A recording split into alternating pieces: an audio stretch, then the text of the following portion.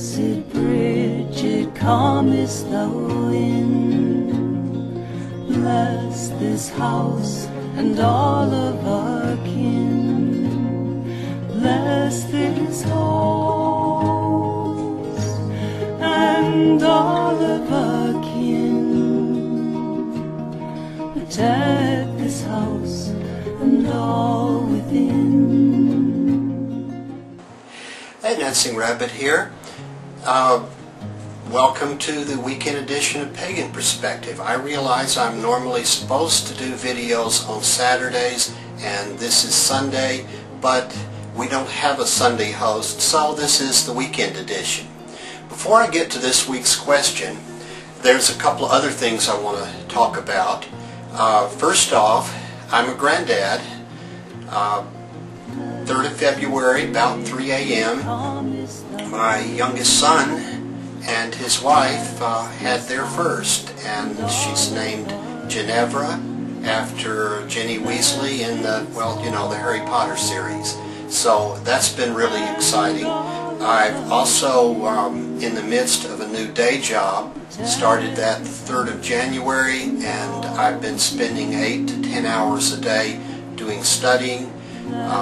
It's in financial services, which is totally different from elementary school teaching. So I've had to do a lot of really intense studying to pass my state exams, and then to learn the product and memorize the various scripts that go with presentations. So that's been pretty intense and has eaten up an awful lot of time. This Sunday, in a couple of hours, I'll be going up to Old Town Spring, which is just north of Houston, to read in a psychic fair, because I'm still doing my reading, tarot reading. I haven't done an awful lot of the online phone readings lately because when I come in I'm tired, and I really don't like to read or do rituals or even do videos when I'm just extremely tired. It kind of comes across.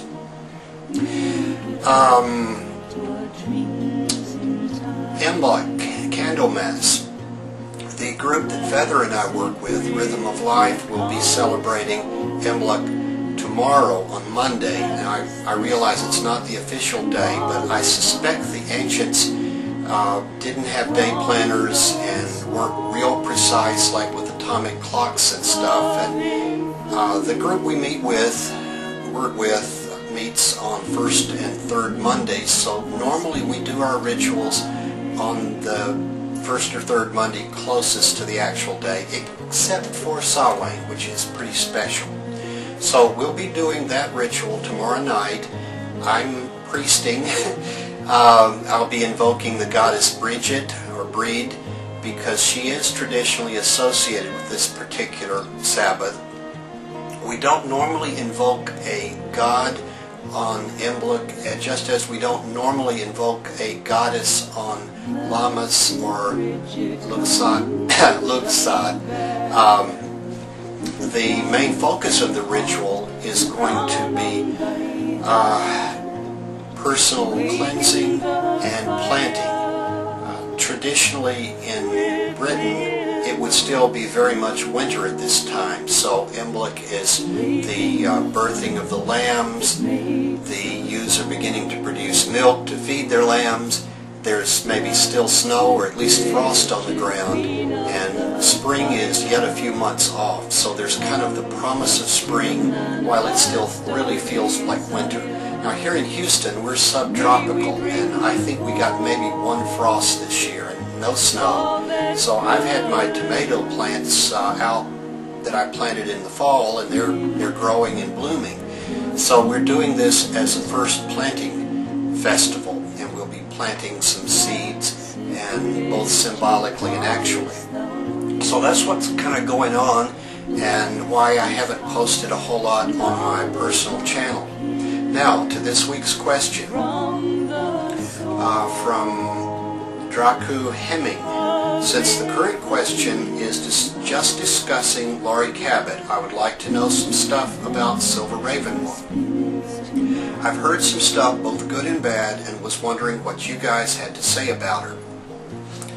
Well, I don't normally comment or review pagan authors unless I can give them an enthusiastic 5 stars, because I'm sure that there are pagan authors out there that, you know, might read my book, review it, and say, I had a few good things to say, but it's, you know, kind of a 2-star. I don't need any 1 and 2 stars on my Amazon listing. And I don't want to start some kind of a witch war. But, Dragu Hemming, you asked, and so I'll give you my opinion. Feather called Little Flack because she really didn't give her opinion in her video, except that you should make up your own mind and not be too judgmental. So, Silver Ravenwolf. I purchased and read her, what I think is her first book. It's her first big book, To Ride a Silver Broomstick. It was copyrighted in 1999, so I assume I probably bought it in 99 or 2000, when I had been a practicing pagan. Feather and I had for about 5 years. So Silver's stuff was not among my initial introduction to paganism. I still am pretty much a book pagan, and that's where most people, at least in the U.S., got their start. So I know that I bought this book, and I thumbed through it yesterday evening and noticed that I've underlined some passages, so I definitely read it and had some thoughts about it. But I honestly can't remember much about the book. I read incredibly fast, you know, unless it's something technical or something I'm trying to memorize. I read several hundred words a minute, so if you watch me read, it usually looks like I'm just flipping pages, but I'm reading. And to see a great big, huge, thick book like this with a really cool cover, that's what attracted me to it. So I read it. I don't think that I ever actually did any of her spells or rituals or incorporated any of her material into the rituals that I was doing. I do remember enjoying reading the book. As a former teacher of writing, the rubric that I used to grade my students' writing papers included an element called voice, or author's voice. And it's the idea that when you're reading something, you can hear the author speaking through the pages. It is really, really difficult to teach someone. In fact, I'm not even sure it can be taught. It just, you know, seems to sort of happen. And you can say, oh, you know, you're doing voice there. Oh, that's what that is. Okay, I'll do some more of it. Silver Ravenwolf has a really excellent author's voice. She's very conversational, very chatty. She's not preachy. And I remember it being a fairly delightful read, all 299 pages of it. So I'm pretty sure that I bought her next book in the 2 series, the To Stir Magic Cauldron, and probably read it, but I either loaned it out or it got lost in a move. So the next one that I bought and read was the To Light a Sacred Flame, and it's also just a huge book. Runs almost 300 pages as well. So we're talking about some 900 or so pages of Silver Ravenwolf here. And that's probably why Feather didn't remember it. She may or may not have read it, but I can't see her slogging through 900 excuse me, 900 pages of something, and this would have been nearly 10 years ago. So, you know, do you remember a whole lot about a book you read or sort of read or looked at one time 10 years ago that you could, you know, give your opinion and critique on it? Well, probably not. Anyway, partway through the 3rd of the 2 books, I've kind of got overdosed on Silver Ravenwolf's voice and just put the book aside, like, you know, I've kind of read all of this I want to read. I did the same thing a number of years ago for the Conan the Barbarian series. I mean, that's got like 24 paperbacks, and the first one was great, and the next one was pretty good, and then I was getting into it by about the 10th or so in the series. It's like, I'm tired of this, and I just put it aside and didn't buy it anymore. So I put Silver aside for quite a few years and really didn't think much one way or the other about her. I remember going in the bookstore somewhere in Texas, because I think we moved by then, and seeing Teen Witch, and I picked it up. It had a cool cover and it was pretty thick, and I started thumbing through it, and I was really disappointed and really turned off by parts of it. The whole second half of Teen Witch is a series of what I consider very silly spells. You know, maybe if I was 12 or 13 they wouldn't seem quite so silly. But they were very brief, very, I think it's been called Insta-Witch, kind of cookbook spells. And the first half was some really watered down Wicca 101, and she was even more chatty. I mean, it read sort of like a teen movie fan or, you know, music fan magazine. It's very chatty. So, you know, I assume she felt that teenagers couldn't really handle the real deal and needed stuff simplified for them and needed it to be, you know, very chatty. I was also quite disturbed by her suggestions about how to deal with your parents. It was pretty much you need to sneak around and be secretive about this stuff because your parents don't understand you. Well, true, there's always a lot of misunderstandings between teens and parents on a lot of different levels, but I felt like that was really horrible advice. Sneak around and, you know, your parents are old fuddy-duddies, they don't understand.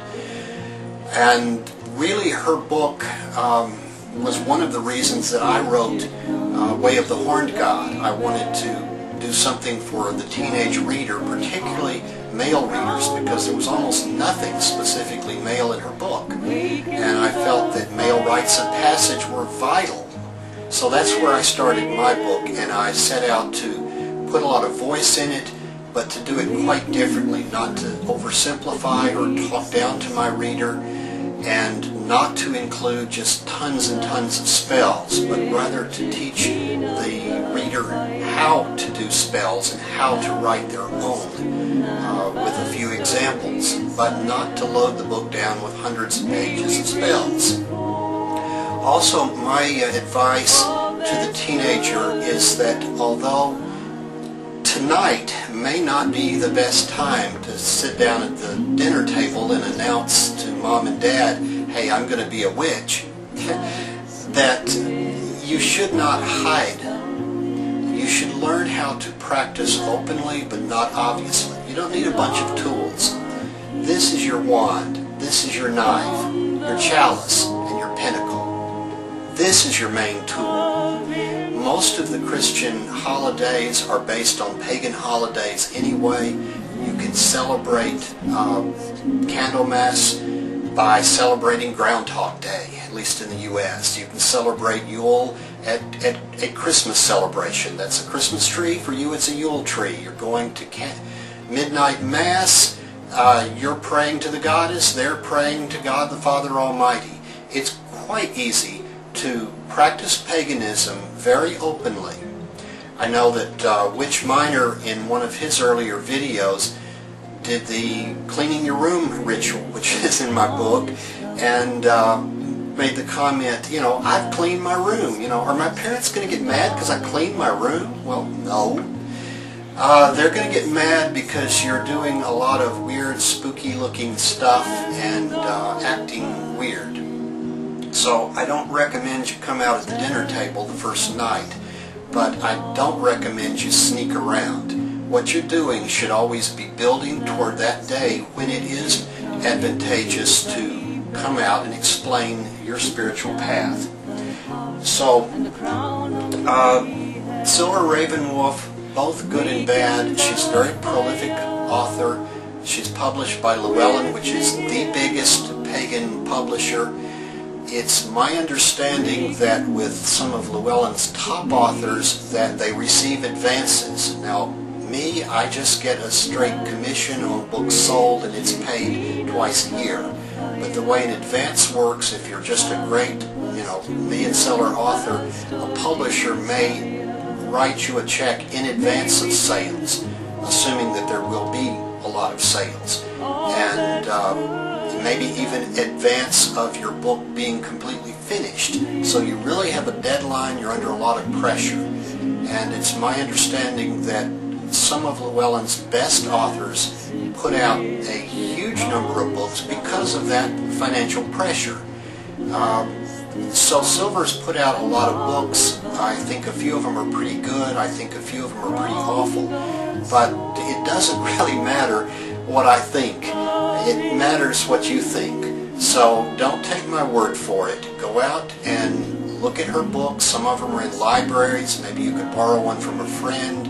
You could kind of thumb through them in the bookstore before you purchase it to see it. Is this something that resonates with you or something that doesn't resonate with you? And purchase it and use it on that basis. Now, one of the books that Silver has written that I particularly do like and do use is one called Spells, Recipes, Customs, Halloween. And let me read you a little short bit out of it so you'll get an idea of how her books read.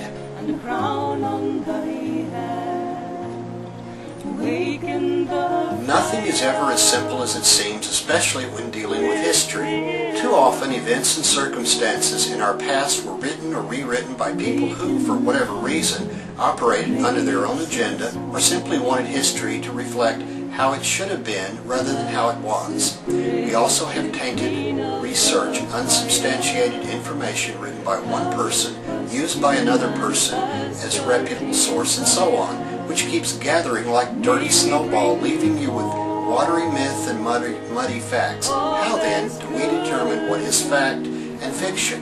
In some cases we can't. In others we dig. And her book goes on. It's got lots of recipes. It's lots of spells. I think this is one of her best books, and personally I would recommend it for anybody. But like I said, go out there, take the opinions that the various folks this week have given you and make up your own mind. So till next week, Dancing Rabbit, peace y'all.